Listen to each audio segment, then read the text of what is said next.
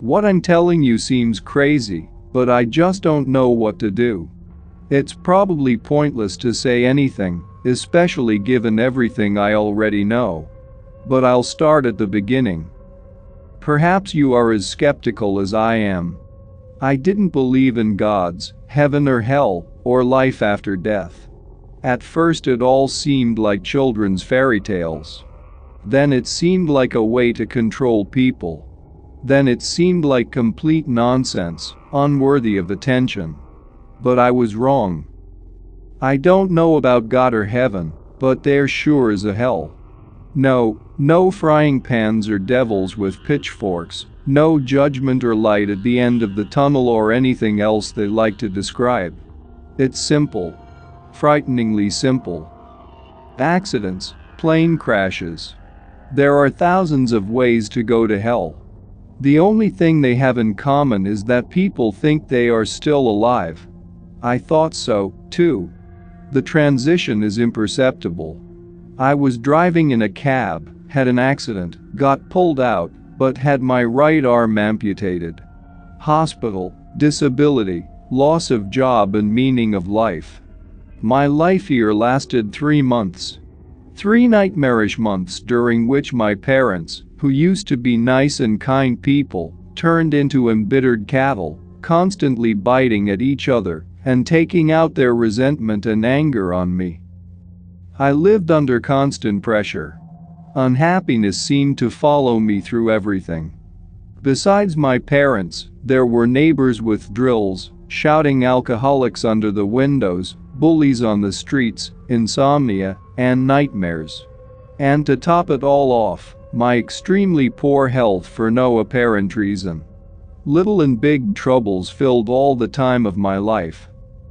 At the end of last month, everything changed. It was the end of November. I woke up to the screaming, to another family argument. I covered myself with a blanket and hoped that this time he wouldn't touch me. No such luck. When the screaming stopped, my father came into my room, pulled the blanket off me, and punched me in the face.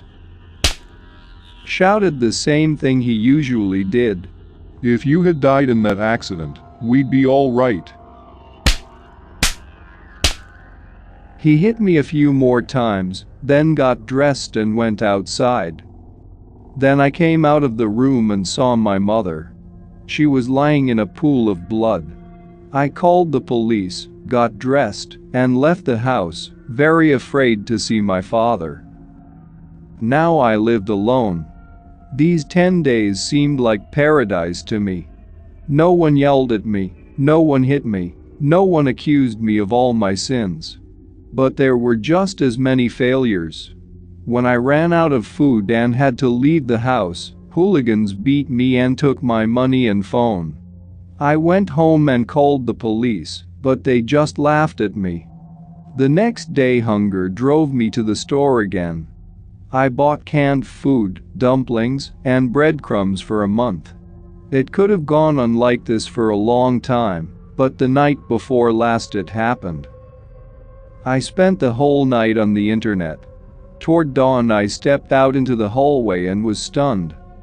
Standing in front of me was a man I had never seen before. I was naturally frightened. The man just stood there looking at me. I froze. It lasted about 5 seconds, and then I rushed into the room, slammed the door behind me, put my shoulder against it, and listened. It was quiet in the hallway. After half an hour, I calmed down a bit, grabbed a kitchen knife from the table, and went out into the hallway, saying something to myself about how it was all just my sick imagination. The man hadn't gone anywhere. He was still standing there, not moving. I couldn't think of anything better to do than to ask him, "Hey, who are you?" Finally calmed down? His voice came from all directions at once. It became unbearably scary, and I wanted to crawl back to my room, but my body wouldn't listen. Instead, I just stood there, staring into his eyes. He began to tell me about what had happened to me. He did this in a monotone, tired voice, like a man who has to repeat these words 20 times a day. He told me that I died in that accident, that I went to hell, told me how everything here is arranged, that this hell is personally mine. Be proud, this world was created especially for you.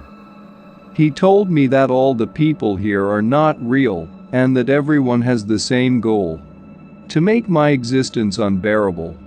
It would only get worse from here on out. I woke up because I had fallen. I think I fell asleep standing up. It was already light.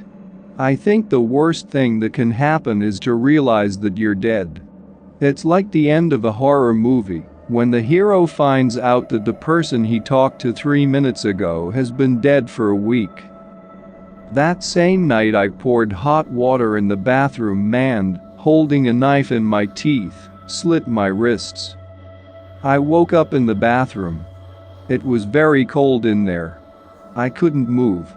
It smelled like a dead body. I blacked out. I woke up to a familiar voice. He told me that I couldn't escape from here, that the dead don't die. Then he told me again about hell. I didn't listen. At the end he said, Lie here for a while, this will be your punishment. And walked out of the bathroom. I don't know how long I'd been in the stinking cold slop, but I still found the strength to get up. I cleaned the bathroom and tried to wash off the smell of dead bodies, but it didn't help. Surprisingly, I was alive. The wound on my wrist healed as if it had never happened. Today he showed up again. He asked me if I had learned my lesson. I told him I wouldn't try to kill myself again. I spent the whole evening asking him questions.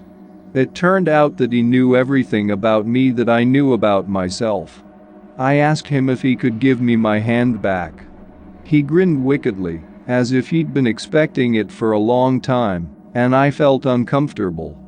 It turned out that he could give me anything I wanted, but on the condition that by giving me something, he deprived me of something of equal value.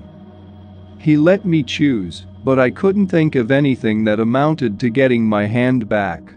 In the end, the deal was done after all. It's nighttime. I sit and write this story with both hands, and the creature walks quietly down the hallway of my apartment, ready to rip my arm off again if I run into it. It will be here every night. But it won't catch me.